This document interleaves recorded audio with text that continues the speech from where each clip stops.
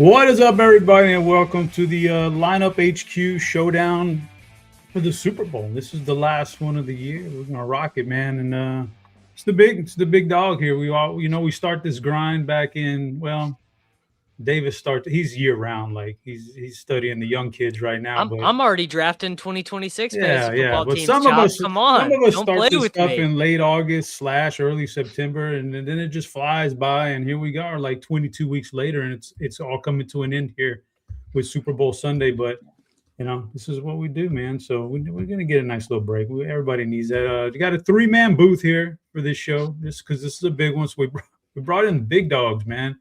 So on one side here of me, I'm right in the middle. On one side, we got Davis Mattek. Davis, how's life treating you, man?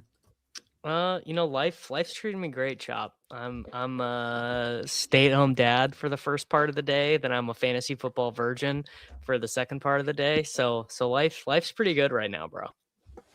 And then on the other side of me, we got special guests. We didn't even get him on any of my showdown shows this year, but Erik Beimfohr is he's here for the big one though. We broke him out, but we got the little break the glass in case of emergency. But we're on the big show, so here's Beimfohr. How you doing, man?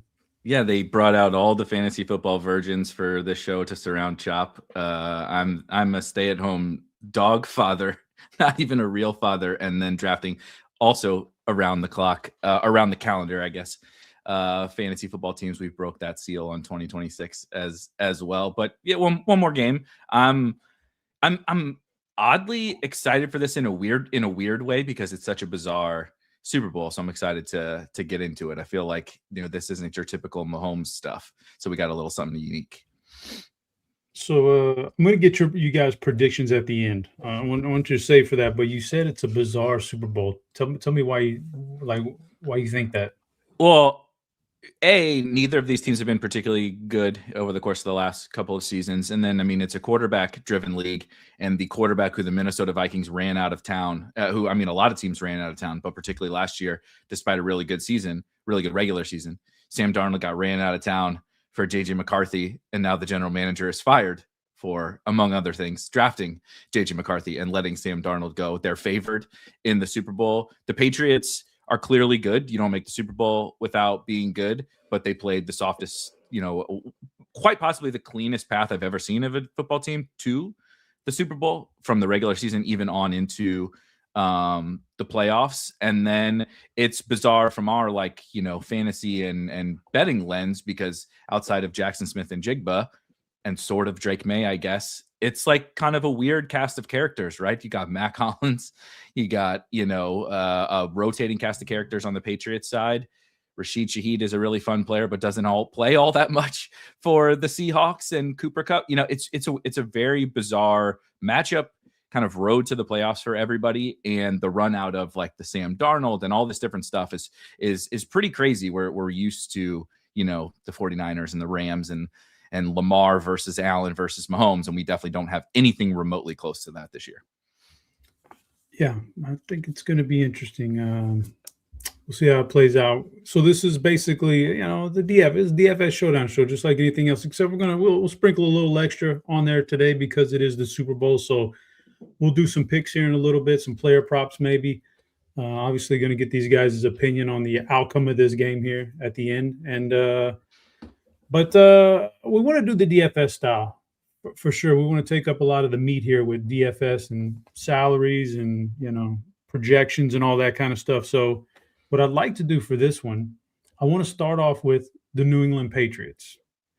And I just want to break it down and start off with their quarterback, then go to their running backs, the pass catchers, all that. And I want to break down what you guys think of these guys from a team level perspective, as opposed to we usually do positions and answer questions. But I want to go team level here. New England Patriots. I want to start off with Davis Mattek. Let's talk about Drake May. He put up an MVP caliber season. Did he not? Did your boy Sam Munson get him off the MVP with that terrible Herbert vote? I mean, I don't know how the voting works out. Not my boy, brother. Anyone who would vote for Justin Herbert for anything is not my boy, brother. I don't know how the voting. I don't know how the cumulative points work. It didn't decide it. It didn't decide it. That guy's pretty lucky then. All right, because Josh Allen also got 2 first place votes. Like Christian McCaffrey got like a second place vote. So it wasn't just him. Now, was it the worst?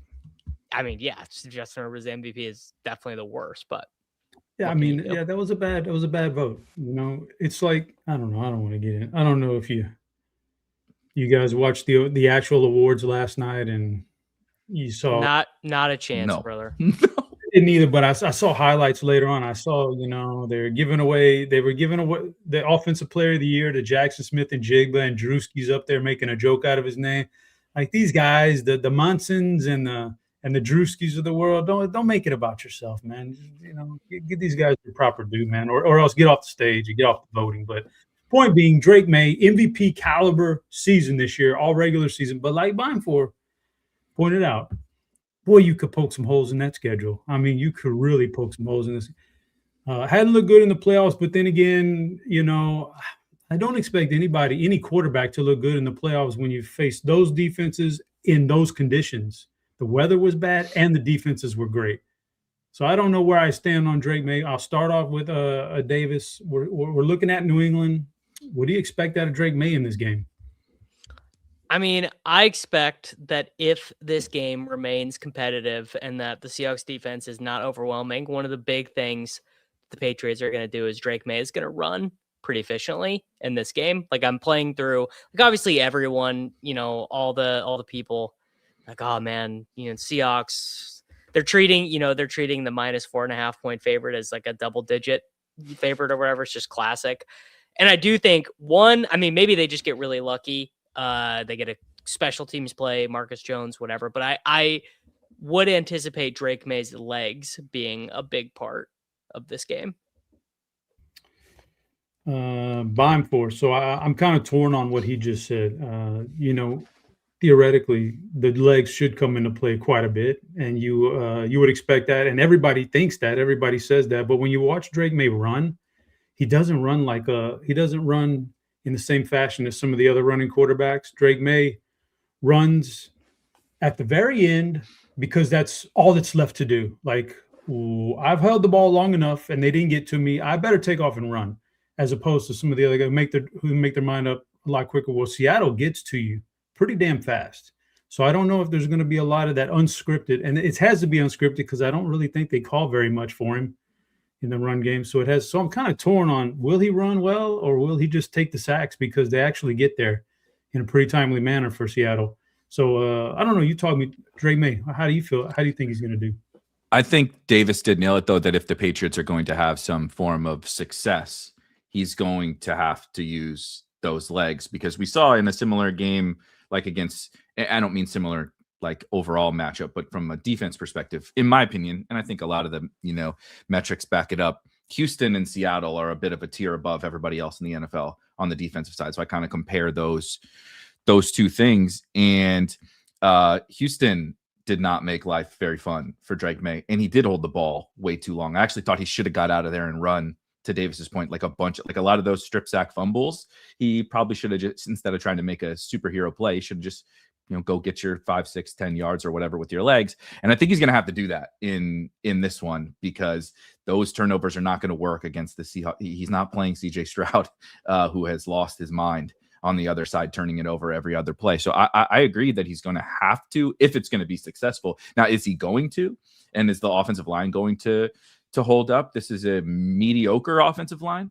I actually thought the Sam Monson general concept of value and making magic behind a bad offensive line in not a great situation. I don't agree that Justin Herbert was the MVP, but I would lean more to Josh Allen in that regard, making magic, making chicken salad out of what. And Drake May might have to do that though in this game, because Stephon Diggs is fine.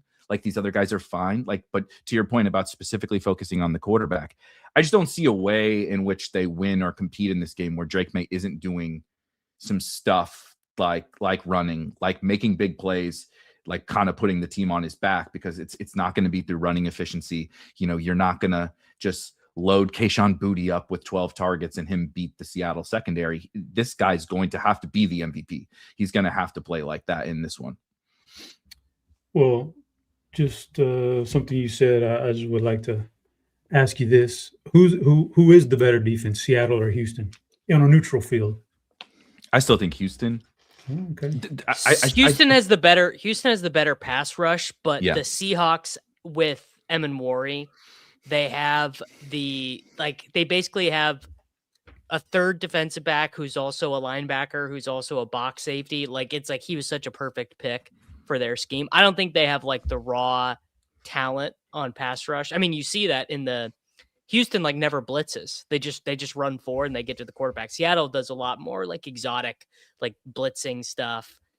Seattle better run defense though. Seattle gained 41 expected points via run defense this year. No one else gained more than 25. Only 11 teams were in the positive. Like, they are crazy good run defense. But Houston was a record-setting pass defense. To your point, like from an EPA using an EPA per play perspective. I don't know if we've ever seen anything like the Seahawks run defense, but I don't know if we've ever seen anything like. If you combine these two, this is like the Monstars of defenses. Like they're both equally awesome in slightly different ways. Again, I like to look at EPA per play just for a quick gauge, and Houston was just a little bit better. But it's so close. I think you can compare them and treat it. They're a big tier above the rest of the field, though. Yeah, I'm not really see the benefit though. New England had against Houston was they were at home, and I think that mattered a lot. This is at least a neutral field, so maybe that kind of tightens that gap between Houston and Seattle in that particular situation. But who's going to get the matchup, Davis? Who gets the matchup with alligator arms? Will Campbell. I have no idea. You're barking up the. Oh, you're not a line guy. Davis gave his one defensive player name that he knows in this. Davis already. is Emmanwori going to be healthy enough to actually perform at his highest level? Yeah, they said he's good to go, and I only know Emmanwori because he legitimately had a 10 RAS, a 10 relative athletic score. And I mean he does play like it. Like you actually do notice him when you watch Seattle play, but yeah, I got no clue. I know Will Campbell's been ass. Will Campbell has, I believe, a 9 PFF pass blocking grade in the postseason. Yeah, he's not. He single-handedly is dragging down there. The rest of their line is okay, is like not terrible, but he's single-handedly like dragging them down into the mud. He's just not a tackle. He's a guard. He's built like a guard, and he is a guard. So I'm sure they'll address it, but they can't address it now. It's too late. You're in the Super Bowl. I did want to ask Davis. Go to Davis. Do you think it matters? Do you give some sort of an edge in general to New England with their coaching staff being part of, as a player or a coach, like a lot of Super Bowls that they've had, whereas Seattle's over there, and this is kind of a lot of these guys' first time doing the 2 weeks and the big Super Bowl buildup in New England. Do you give any kind of an edge there to the coaching staff? I certainly would give them an edge in terms of preparedness, but a lot of the quarterbacks have talked about this. Actually, a lot of the guys have talked about it. Like, you can't really know as a player until you're there. A lot of the guys who've been in multiple Super Bowls mention how long the halftime is. Normally halftime, you come in, take a piss, drink some Gatorade. Maybe your positional coach will say, hey, like, we're going to try this, but like, that's about it. But at the Super Bowl, you're in there for like 45 minutes. You sit, your muscles you're going to tighten up a little bit. Maybe you like get on the bike or whatever. I don't know. I mean, in terms of like Super Bowl experiences, has anyone on either of these teams played in a Super Bowl before? Cup has. Was Ernest Jones on that Rams team with Cup? Maybe. I mean, then we're getting into I'm not small number of players here. Yeah. So I would say, yeah, I mean, maybe Vrabel and his coaching staff have a slight edge there, but like, I think Kubiak is a better offensive coach than McDaniel.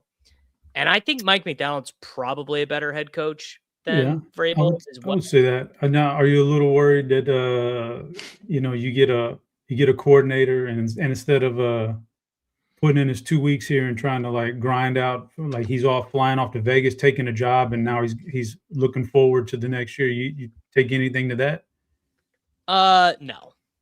No, he's These guys are. I mean, these guys are so good at compartmentalizing. I don't think it's a big issue. And I mean, look, if you win the Super Bowl, you can probably ask for some more money as head coach of the Las Vegas Raiders. Yeah, so. He hasn't signed on the dotted line yet, has he? Yeah. They just agreed in principle.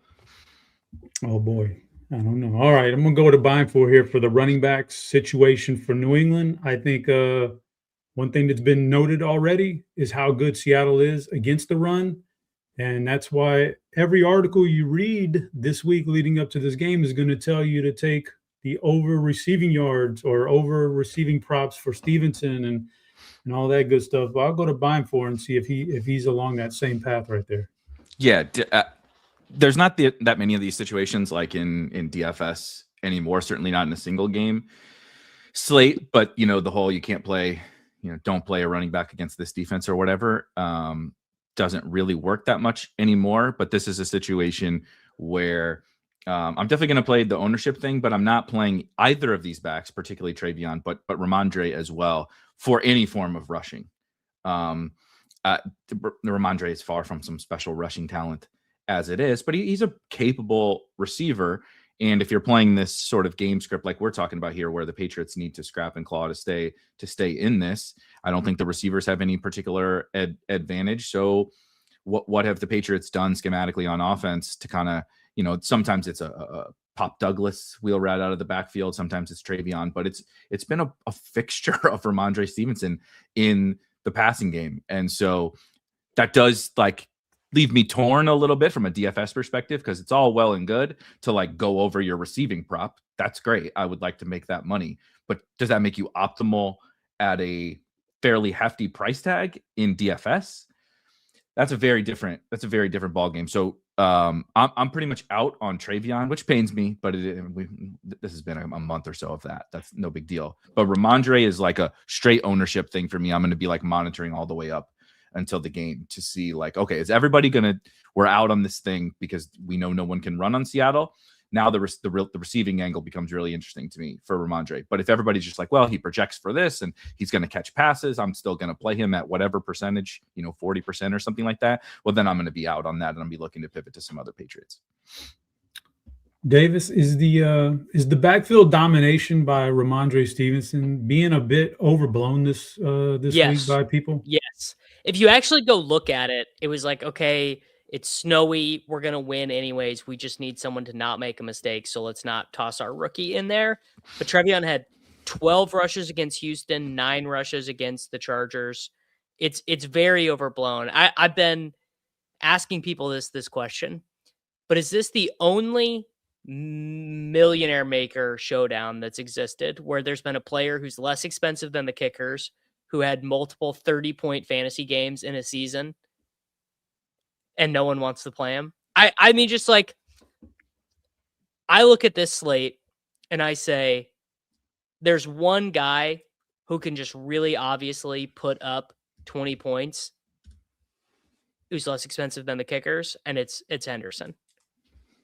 And he's going to be 10% less owned on DraftKings than Shaheed, I think. Shaheed is like the slappy chalk. Yeah, that's kind of what I was thinking in terms of this is Ramondre's backfield now. He's I mean, Travion just didn't get him the carries last game. He was still getting some work before then in the playoffs. So I don't know about that. So I think it's interesting. Let's talk about some receivers there, Davis, on the New England side. I don't they're just not all that great. It's not a great collection of receivers. I've been super impressed with the way Stephon Diggs at his age has been able to bounce back from a serious knee injury. I didn't think he was going to be able to do that this year, but he did. He bounced back, and he's been really good for them this year in the playoffs. He's that guy that Drake may gonna look to, but there's not a big ceiling for Stephon Diggs right now. At least there's a lot of several receptions, not a lot of yards. I don't think there's a big play in there, but I don't know. This is just not an overwhelmingly good wide receiving core. I'm not going to get to the tight ends yet, Davis. Just want to talk about some receivers here. But what do you think about this collection of receivers and who stands out to you for DFS? The guy who stands out for me in terms of like if you're trying to build a solo shipper is Kyle Williams.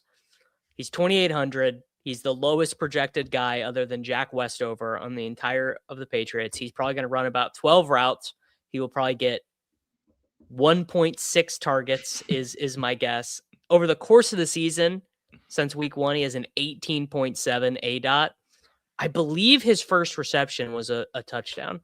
I think his first reception was like a 65-yard touch. It might have been like in his first start or something. I'd have to go look that up. It was like 2 of his first 3 were like 40+ yard touchdowns. Is he going to play very much? No. Is Matt Collins going to play more than him? Is Matt Collins a better play? Yeah. Should Matt Collins be 40% and Kyle Williams 1%? I do not think so at all. Diggs, I think is fine. I tell you what, I'm really not interested in Matt Collins as like the 5th most owned play of the entire slate, though. Beimfohr. I got a question. I don't even think he mentioned Kayshon Boutte. Okay. That's a big play guy. And I was thinking about this with Travion too. Like New England's really not in a position to match score for score with Seattle driving down the field, 75 or 80-yard drives against that defense. They're going to have big plays with those explosive guys like Henderson. And I think Boutte and Diggs is not that guy. And some of these other guys aren't that guy, but Boutte is, man. What do you think about his prospects and the rest of these New England wide receivers? I fully agree with like everything you guys said from just a strategy perspective of we're about to name, we haven't even, like you said, got to the tight ends, and we're going to name 5 Patriots wide receivers that are playable and no one knows who to play. Obviously you project Diggs for the most targets and you project probably Matt Collins / Boutte for the most routes, but fantasy production, it's really kind of do one of these guys catch a touchdown, and what does the game script look like? So I want to even throw Pop Douglas into that equation, as Boutte could easily be the guy over Matt Collins that catches a long touchdown. So could Kyle Williams. Pop Douglas is probably not going to catch a long touchdown. He's a small slot receiver, but they sort of use him in the most unique ways. He's down there with Kyle Williams in terms of route participation. But I think if the game script goes a certain way, if they play with a lead and like Kyle Williams catches a first quarter 50-yard touchdown, he's probably clearly the nuts that you need. And then the Matt Collins and Boutte stuff is irrelevant. But if they are chasing points in this game, I could see more routes from the look, we need to complete forward passes. And Kayshon Boutte isn't exactly the guy that gets open. Let's bump Diggs out there or get Matt Collins off the field, and let's bring Pop in and let him work over the middle of the field a little bit. They use him out of the backfield occasionally. But he's been their most efficient receiver. And so I'm just leaning to those guys. Like you said, look, Matt Collins, I get the projection. I get all that, but I don't think I can play 4th highest owned Matt Collins for $1 million. I'm trying to win $1 million. That doesn't seem like the greatest path. And so, if that beats me, that beats me. But there would have to be a very specific lineup, I think, in order for me to play him over these other guys that we're talking about, because the ownership gap is it's way too big given not even just the projection gap, but just the crazy amount of variance that exists amongst these Patriots wide receivers. And that's probably where this slate gets decided, is these guys. Yeah, I mean, yeah, it's the approach of the ownership game, and I understand that. I also look at Matt Collins and I say, man, Vrabel loves this guy. Vrabel loves this guy, man. He's just going to run him out there and give him all kinds of opportunity, but we'll see. All right, so next we're going to go to tight ends, Eric, and it's again, people are going to tell you all week, you beat Seattle. The weakness is you can catch passes out of the backfield with running backs on, and the tight ends can beat them. Okay, so Hunter Henry is there, and he has upside. We've seen it this year. He can be Drake May's favorite target in any particular game. So what do you think about Henry, and do you have any interest in Austin Hooper or anybody like that? Just to start with Austin Hooper, I think he should be in your player pool. It's probably a small percentage of your large field lineups as a little bit more of a smaller field player. He's not going to be in my main team or anything like that. The problem with Hunter Henry is not the matchup, is not that he can't have a good game here, is not any of that. He's $7,000 and we haven't gotten to Jackson Smith and Jigba. We talked about Drake May. Like if the Patriots are you going to play Drake May? So you're going to play JSN, Drake May. Okay. Ken Walker. Okay. There's no Darnold now in this, what you have to sacrifice to play Hunter Henry makes me very uncomfortable. I played around with it a little bit, and I think that's the problem. Maybe that keeps his ownership in check, right? Because the field is going to jam those top few guys, and that makes it interesting. But that's not how we have it projected. We don't really have it projected as he's like falling through the cracks. So that's the struggle for me. I think schematically it makes sense, but it's a set. We're playing a salary cap game as well, and an ownership game. So. Davis, Hunter Henry, good matchup or bad matchup? What do you think? I think it is probably a suboptimal matchup, just in the sense that the Patriots are going to be below whatever their seasonal averages would be in yards per play and stuff like that. I'll tell you the guy on this slate that I can't get out of my head, and it's Austin Hooper. It's old Hoop Daddy, because if I'm thinking, I'm sitting there with McDaniel, I'm going, all right, man, what are we going to do? We can't run.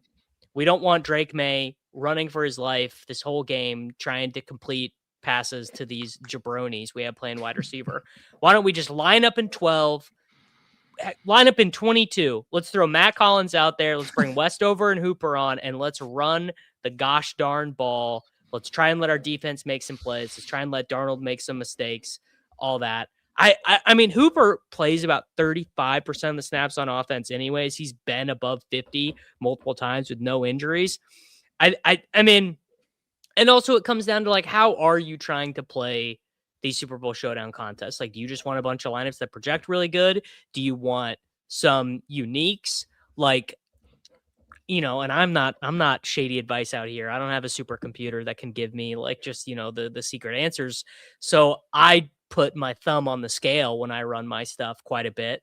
And one of the guys I'm putting my thumb on the scale for is Hooper. And if we're talking bets, if we're going to pull up Pick Labs in a little bit, Hooper first touchdown. I got it at 50-1. I think it's down to 40-1 now, most places, but Hooper first touchdown is one I like. Okay. Hooper first touchdown for you. Let's go to the Seattle side. Davis. I'm gonna let you kick it off with Sam Darnold and your thoughts on the Seattle offense in general here. But how often in a showdown slate is the quarterback the third highest projected guy on the team? Don't see that very often. Normally, though, even Stafford with Puka, Mahomes with Rashi and Kelsey and all these guys. Like, maybe back in the day, you would have saw Mahomes behind Kelsey and Tyreek. Probably not. Mm-hmm. Which leads to these really funny projected captain ownerships, which these are just the flex peons right here. But in my sheet, I've got the two captains, Walker and JSN, above 50% of the total ownership of the whole pool. Walker and JSN, which is just, I mean, it's kind of stunning. Really low captain ownership for Darnold here. I mean, dude, Darnold at 2% does to me. I mean, it's Sam Darnold. It's a Super Bowl, whatever. It kind of feels like a generational spot to me, of just like, you get the favored quarterback. The favored quarterback is almost always, like, almost universally more owned than the dog quarterback. If you go, actually, our boy Cody Main is like building a database where you can start to query this stuff. But I just think, and it's not like I think Seattle is like going to go to the air or Sam Darnold's that good or anything, but 2% captain owned Sam. He can run a little bit. I mean, he doesn't really, but he can. He had the 6 rushing touchdowns those first 3 games with the Panthers. Like, you get 1 rushing touchdown, a passing touchdown to Eric Sober, and JSN only gets 21 points, and all of a sudden you're looking at Darnold being the captain you need. I don't disagree. With that. Low ownership, and he's a quarterback, and he's got a great coordinator, man. I was on the Kubiak train when he was with the Saints. This guy's really good, man. So I definitely think you can put him in the best spot. Eric, what do you think about Mr. Darnold? I haven't decided on the captain thing, but I see everything that Davis is seeing, and I could not. I mean, you open the slate up, and I think Darnold just, even in the flex, dude. Everything that Davis just said applies to that as well. 30 to 35% owned. The quarterback, who is cheaper than a bunch of these other players, he doesn't project poorly. He just, like I said, this is a weird matchup. You have this offensive player of the year wide receiver who consumes such a big piece of the pie of his offense that he projects otherworldly. You have no one on the other side who projects well from a skill player perspective, just the quarterback. And then Zach Charbonnet's out, so Ken Walker projects, outrageously. And so it just leaves this quarterback who's just been fairly mediocre all year. They haven't been pushed. But he, like David said, he can run. He can run. Will he? I have no idea. He has the physical capability to do something with his legs. I will never forget. I will be on there's very few things I'll remember like this, but that start with the Carolina Panthers, I drafted absurd. You know what? He was tied for the league lead in rushing touchdowns after the first month of the season. I believe he played a handful more games, and that was it that year, and was absolutely awful. Don't look up if you probably search Erik Beimfohr and like Darnold or something on Twitter, there's a bunch of the Darnold GIFs that I was posting back in 2020 or whatever that was. But I don't know what he has to do really to like get played more here. I'm just not sure that it's possible, but I think he's a huge edge. And like Jackson Smith and Jigba can have a good game. Ken Walker can have a good game. It's just the touchdowns have to go somewhere else. And Sam Darnold is easily in the optimal, and as Davis said, possibly in the captain optimal. Yeah. And it's the Super Bowl. So if you're ever going to run and you're ever going to sacrifice and say now's the time, I don't mind taking a few hits. It's the Super Bowl. That's the big deal. All right. I want to go back to Davis here and start off with running backs for New England, because it's going to be highly owned. Kenneth Walker in the captain, in the flex. He's getting – everybody saw what he's done here with Charbonnet out.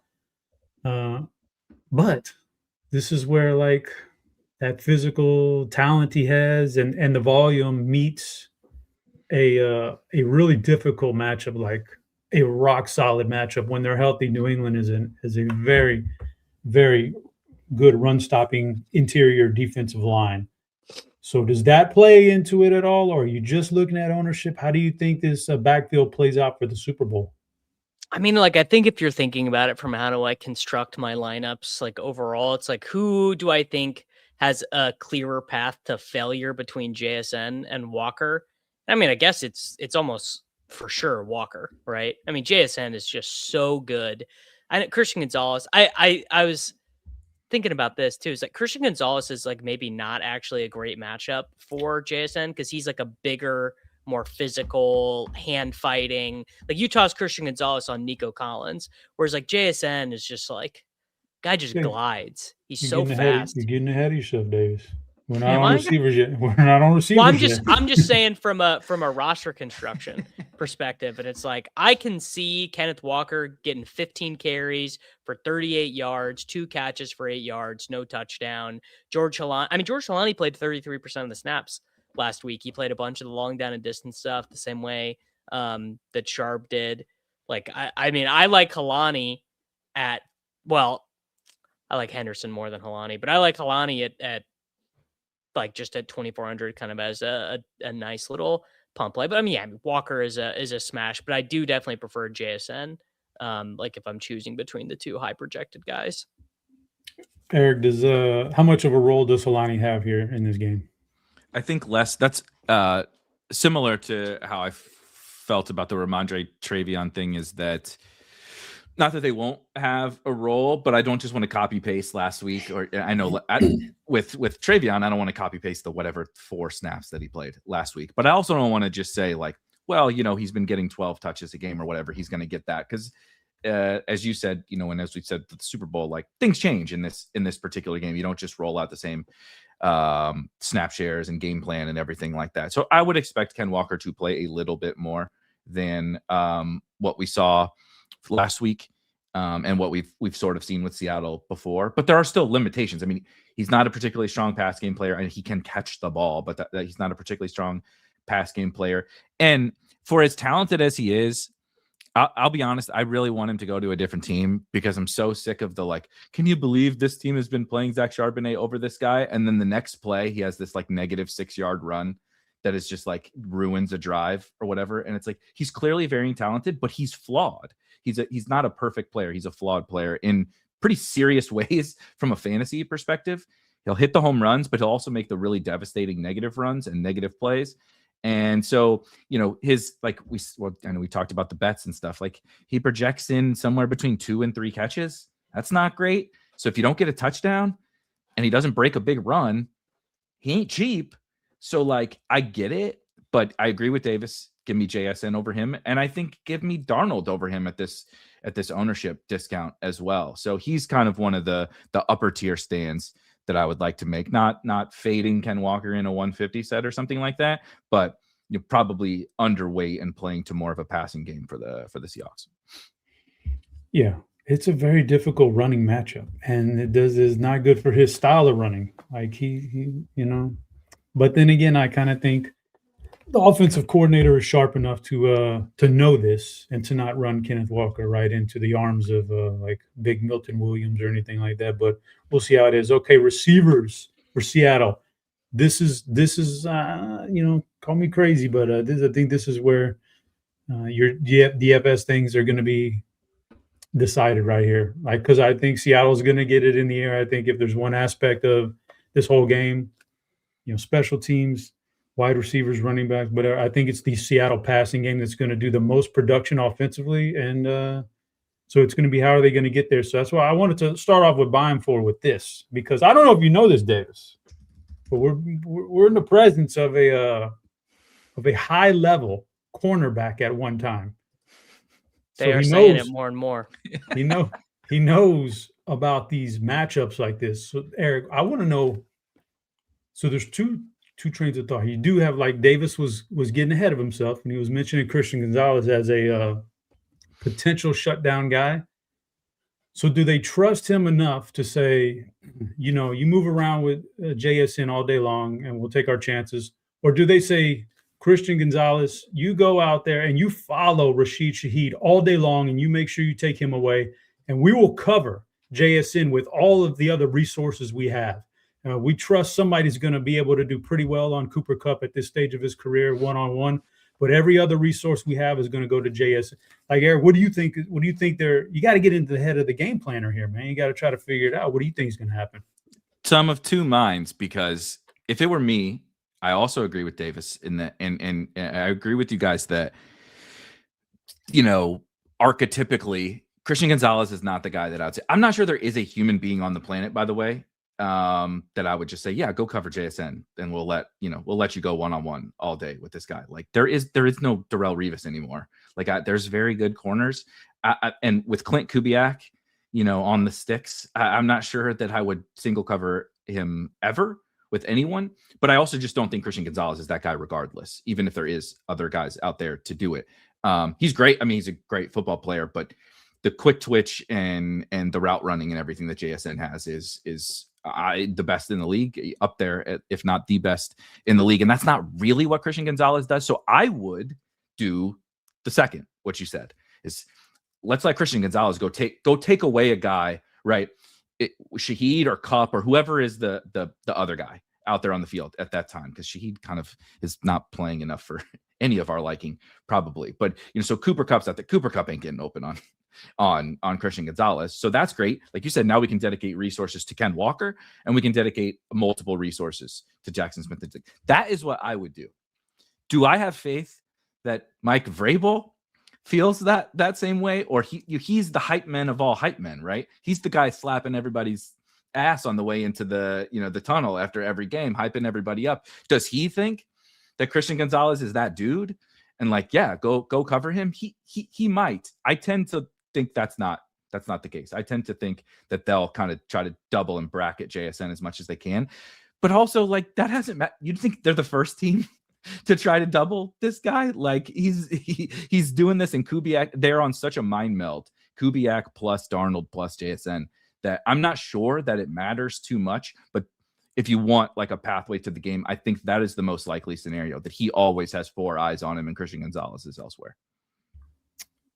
So how do you see it playing out from a DFS perspective? Who do you like? I Davis mentioned it, but it is true, and it fits me because I am a slappy. But I do like Rashid. I do like Rashid Shaheed. I don't it like planning it out like we just talked about. Like Cooper Kupp ain't getting open on these guys.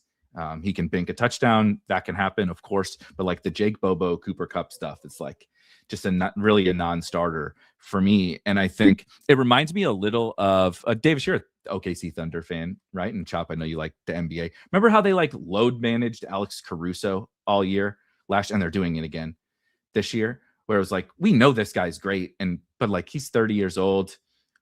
We're going to win, 60 something games with him playing 18 minutes a game in the regular season. And then the playoffs got here. And it was like when the rubber met the road, Caruso's out there 28, 30 minutes a game in these playoff settings. Now that has obviously not been the case, though the route participation and stuff has been okay for Rashid Shaheed while it was really up and down in the regular season. And I think just getting him the ball has to be more of a priority if the JSN stuff doesn't work, because you just talked about how bad of a matchup it is for Ken Walker. There is no Zach Charbonnet to grind out 3 yards in a cloud of dust, and Cooper Kupp and Jake Bobo and AJ Barner are not saving your bacon if JSN's not just totally cooking. There's only one alternative to that, and it's not super low owned, but I think they got to manufacture some stuff for Rashid Shaheed. And then, of course, if you dedicate too many resources to JSN, this guy can take the top off the defense on any play. Davis, some very interesting points there. What say you, man? I mean, I do think that if all of us in the community were calling plays for the Seahawks, Rashid Shaheed would get like 11 touches a game. But they just do not seem to want to use him as like a real proper wide receiver. He's firmly behind Cooper Kupp. Basically, he's had one game, or not even basically, he has had one game with 3 or more receptions, despite, being great. He's got 2 punt return touchdowns, or 1 punt return, 1 kick return touchdown since being traded to the Seahawks. He had that great 30-yard run in week 16 against the Rams. Like he has been awesome for them. I do think that you are seeing people's preferences play out in the ownership, though, where people just like Shaheed more than they like Kupp.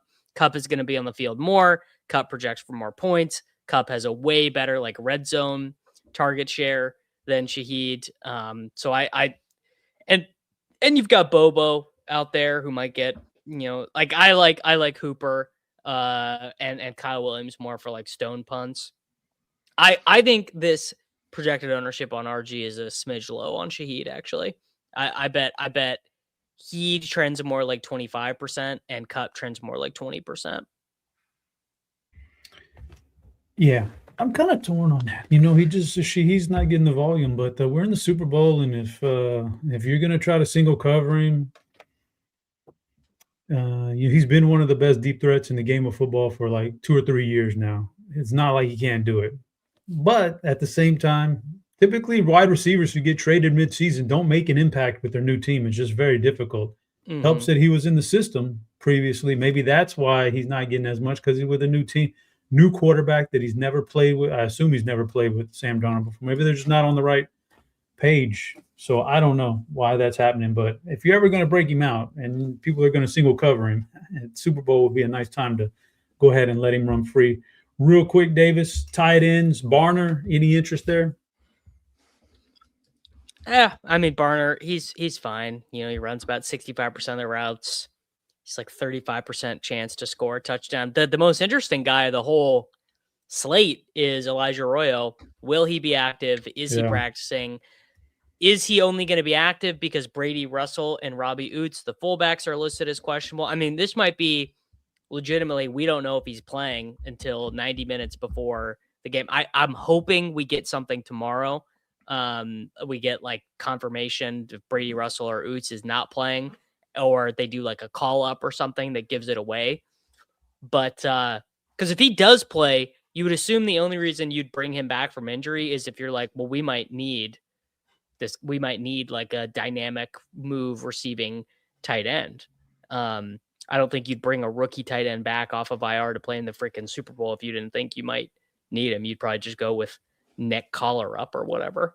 Right, because that guy has to play special teams and stuff too. So you can't just Correct. call him up unless you're going to use him, because otherwise you need that. Like that guy plays that role plays every special team. So it can't be just a throwaway spot. 100%. All right, let's go to both teams now. I want to talk about some special teams here real quick. Erik, you have any interest in either one of these kickers? How much interest do you have in the kicking game here? I never really love the kickers. Maybe a potentially fatal flaw of my showdown game, but I do prefer the defenses on both sides to the kickers. Myers is fine, but again, you see on your, I mean, 30% owned kicker, 30% owned $5,400 kicker does not give me the warm and fuzzies when trying to win $1 million.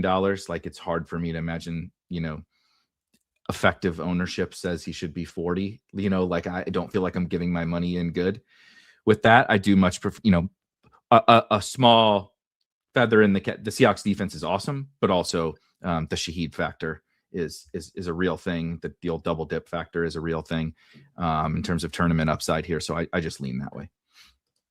Davis, special teams defense. I do think the Patriots defense is probably the single best play of the slate, because they're going to be, I mean, what's the RGP own on them? Like 16% or something like that? No, about 5. I mean, come on, bro. Sam Darnold, biggest game of Sam Darnold's life. The defense against him is going to be 5%. Look, I know Sam Darnold has done a lot to dunk on the haters and dispel, but even Super Bowl Sam Darnold, he led the NFL in turnovers. He had a 4 fumble game. He had a 2 pick, 1 fumble game. This is a good defense. I mean, they're not great. They're not like, they don't have like crazy edge rushers or anything, but someone made this point to me earlier in the week. Darnold, he gets in these feedback loops where when Darnold starts to play shitty, he does not shake his way out of it. He doesn't come back the next series like, all right, now I'm going to stick it to him. He's like, no, I'm going to. He did that against the Rams, though. That was it was the Rams defense and stuff. They had, they were disguising all their zone coverages. There's all this hoopla about it, right? It was probably Dan Orlovsky before he melted down was talking about this. Like, that's what Darnold did. But then that finally in that game in the second half, he came back against the second game against the Rams, not last week, but the second game against the Rams, he finally bounced back in the second half, because I thought the same thing, like, oh God, this is about to get hideous when they got down and he threw a couple picks or something. But he did. I mean, he still had the 4 turnovers in that game. Yeah. Mm-hmm. Like, and I mean, the Seahawks defense is good too, but the Seahawks defense, these ownerships look a little bit low to me. There's no way that more like 12 and 18 probably is my guess. But I will say I will be playing way more defenses and honestly Jason Myers than I would in a normal slate. Yeah. All right. Fair enough. Let's let me see if anybody has any questions out here. What's up, guys? We appreciate you tuning in. Can't play Shaheed. Yeah, I don't know. I mean, I like I kind of like, if that's the game script, that's all. Everything we say is just, it is what it is. You just have to pick a game script with your lineup and do it like the defense. If you think the defenses are pretty decent and that's your thing, then that kind of correlates to the kicker on the other side doing the same thing. FanDuel GPP favorite MVP, our guy, Carolina guy, always a big FanDuel guy. Erik, start with you. FanDuel, a GPP. So you know the kind of format they got. What's your favorite GPP, MVP, and a low-owned flex? Darnold for MVP, low-owned flex. I'm really not good at the FanDuel ownership projections. I'll stick to the Seahawks defense. I do think I think somebody in the chat was mentioning, like, Drake May ain't exactly, super precious with the old football either. So I think, but to your point, both of these defenses might be really, really good, really good plays. Yeah. Davis, you have any FanDuel thoughts? Favorite MVP? I mean, probably Walker. Actually, honestly, probably on FanDuel, Probably Ramondre. Ramondre okay. could have 19 combo yards and 2 touchdowns. Like that. He could have the classic FanDuel score. Yeah, it's just a different format over there with the half PPR. So you got to take a little bit away from the JSN and who's and the Diggs. Does Barner do the tush push for? Yes, I think he right. does. Yes, Yeah. he does. Okay. Yeah. So I changed that might my be answer. your low on flex. Yeah, I changed it. Somebody probably like to him. that. But yeah. I agree with the Darnold stuff though. All right, let's see. I'm not seeing a whole ton of questions right there. Let's talk about Pick Labs. Let's go Pick Labs real quick. I don't know if you guys have signed up out there in the chat, if you've seen it or whatever, but Pick Labs is here. It's, kind of looking at the board right now. What you see is, all right, so this is meant to be like, you can do this, the real quick stuff. If I'm going right here, I can sort by the grade, the win percentage, the edge, all that. I can easily go bam, bam. Let me pop some picks in there and then go straight to prize picks with them. I can do this for underdog. I just can't put them directly on the site with underdog, but I can still build the stuff right here. That's the quick way to do it. I like to sometimes, well, for this particular thing, we're going to just go by like what we like. So I'm going to show all the lines right there. I'm going to start off with Davis. Davis, do you have a player prop out there you feel pretty good about in this game? Trevion Henderson. I like his rush yards. I also like Halani receptions. Okay. So let's go to Trevion rush. You say you like I like the higher. Computer likes the lower. You like the more than the 18.5 rushing yards. Do you like it more than Halani receptions? Show me. Give me the Halani receptions. Show me if we got some. Now, man. I didn't sign up for all this. I don't want to disagree with Let's the computer. see, 1.5 receptions or 10.5 yards receiving. Computer doesn't like me, bro. Give me 1.5 receptions on Halani. Really? You think Halani gets his 2? Okay, let's go with that one. I like the Trevion one can get there in one single rush. snap. And I they're still can going to Holani need it. yards. Technically, Holani yards, though I wouldn't equate him to Trevion from the explosive nature. Yeah, For sure. Yeah. Eric, you have a prop here you like.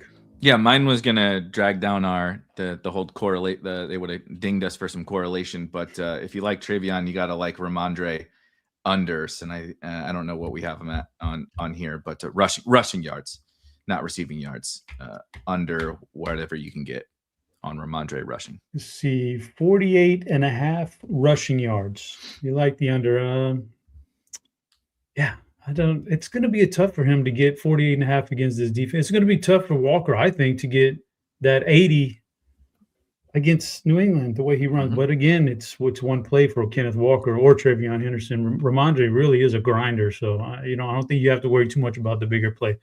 All right, so we got one team each. What do I like? I don't know. What do I like? We got under on the rushing yards. So let's go with some pass catching for New England over. Then that would kind of help us a little bit there. I'm going to go to the one matchup that looks decent for the Patriots, and that's getting in there in the middle of the field with Hunter Henry a little. Let's go over 40.5. I'm a donkey, but I just don't think those wide receivers are particularly great, and this is a tough matchup. And Ramondre, we're going under rushing, so I can't go over receiving. I'll take Hunter Henry there, but that's a 3 pick. And then if I were to go place the slip, it would take me straight to the site and do it. So that's how you work Pick Labs. Like Pick Labs is pretty awesome. If you guys haven't checked it out, go check it out. Where are we at here? We're coming up on an hour, so I don't know. Let me check for the questions real quick. If we ain't got no questions, we're going to give some plums here. Let's see. I'm not seeing Diggs. Nobody mentioned Diggs. I think we kind of mentioned Diggs. I don't think there's a high ceiling on Diggs. He doesn't get any more big plays, at least not at this stage of his career. Now, he's a PPR guy with low yardage. If the high ceiling on him would be you get him inside the 10-yard line a couple times, you hit him for a couple touchdowns. So I don't know that I love Diggs. In the PPR on DraftKings, he's an acceptable flex to me. Definitely don't like him as much on FanDuel. I don't know. Eric, you got an opinion on Diggs? No, Diggs has become extremely boring on the football field. Still very not boring off the football field, but on the football field, it's just he's kind of like Keenan Allen type, like boring PPR scam that doesn't really work down the field. Like he's still a fine football player, but he's fine. I'm not going to have zero of Stephon Diggs. He's just not a pillar of my Super Bowl strategy. Yeah. Davis, question in chat. Do you think there's more designed runs for Drake May in this game to limit those turnovers? And you could almost say the same thing about both quarterbacks. The OCs want to kind of limit the turnovers. You think there's more designed runs in this game for QBs? Probably not designed. I think it'll be more like rollout type stuff with like the option to scramble. Like honestly, like a lot of those like Mahomes plays where they get him going out to his right and they have the running back cut up in front of him or the tight end cut up in front of him. He can go if he wants. I maybe like one or two extra.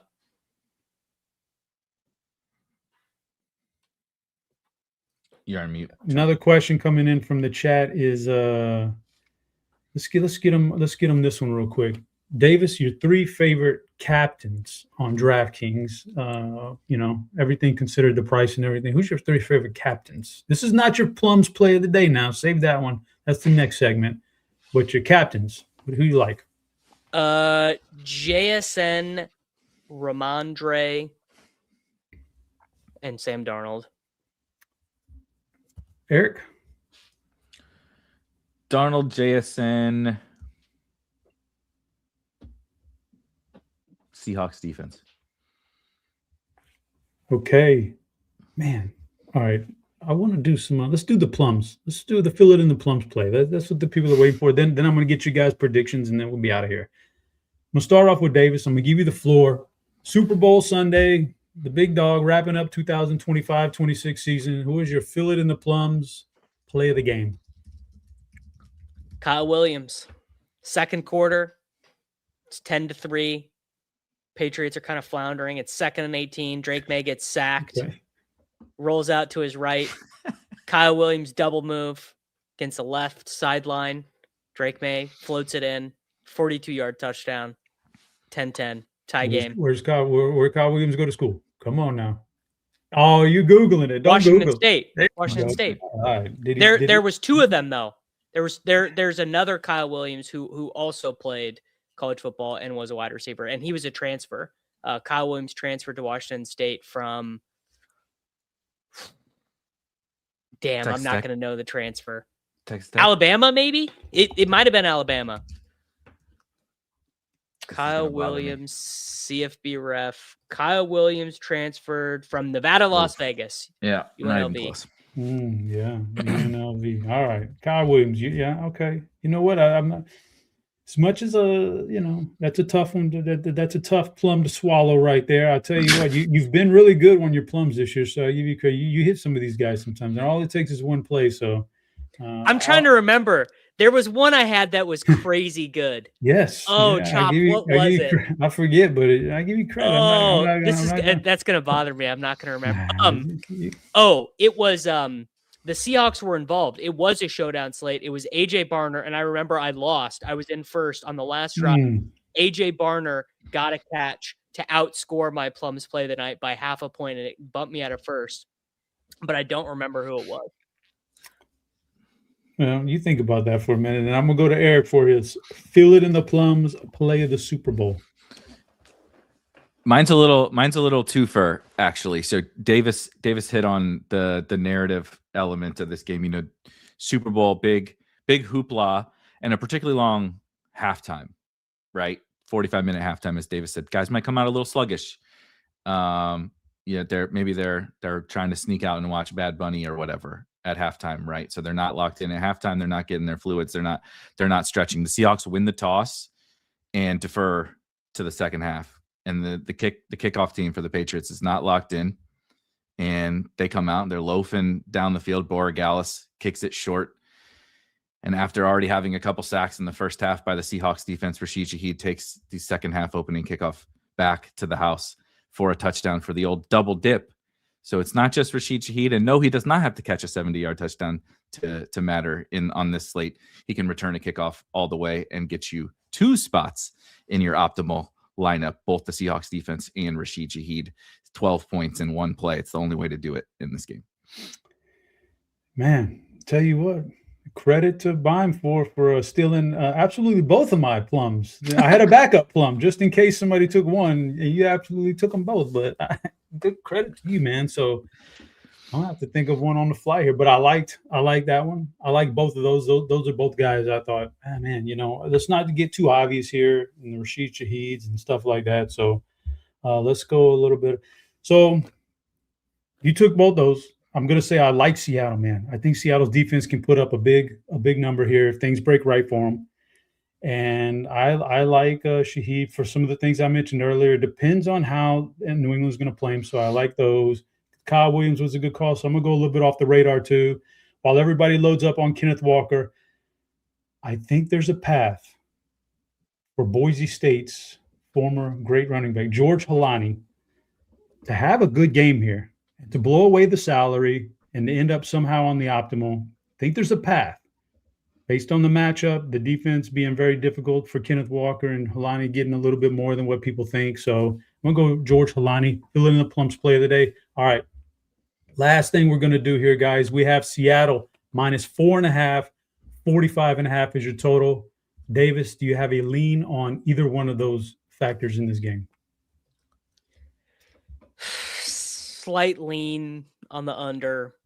Like if I'm not going to bet any of these other than like when I get boost to do same game parlays or whatever. But if I was like, I don't know, you have to do it, I would bet Seahawks spread and the under would be my leans. 4.5, 45.5. Beimfohr, what do you think? Seahawks and the over. Seahawks and the over. Okay. You know what's the weird part of not even weird, but man, I feel really, really dirty because I like Seattle too, and everybody likes Seattle. Like the only people who like New England are New England fans who are still delusional from 20 years ago, right? Like those are the only ones who think they really have a chance, and that scares me that everybody's on the same side. So I like Seattle too. Super Bowls, man, just something about Super Bowls. Maybe it's the 2 weeks and the crescendo of the season. But when one team is better than the others, this is not like the regular season where it still could go any way. When one team is really better than the other in the Super Bowl, that team not only wins, it usually wins by a couple of scores. And Seattle just feels like the better team. And that scares me that everybody else is seeing that too. But it's the Bucks Raiders Super Bowl. Do you recall? Bucks Raiders. I do. I remember exactly where I was too. That's the feeling I get about this Super Bowl, which means a defensive player to win Super Bowl MVP. Let me tell you something. I remember my entire day at that point for that Super Bowl. That was quite the journey right there. A little 10 a.m. Hooters, man. Like that was the time. That was the pre-marriage. Man, that was the pre-marriage. That was the good old days. But all right, so everybody's on Seattle. You got your plums, guys. We appreciate you tuning in. That is going to wrap it up for us for the 25-26 NFL season. It's been a blast. It's been a fun ride.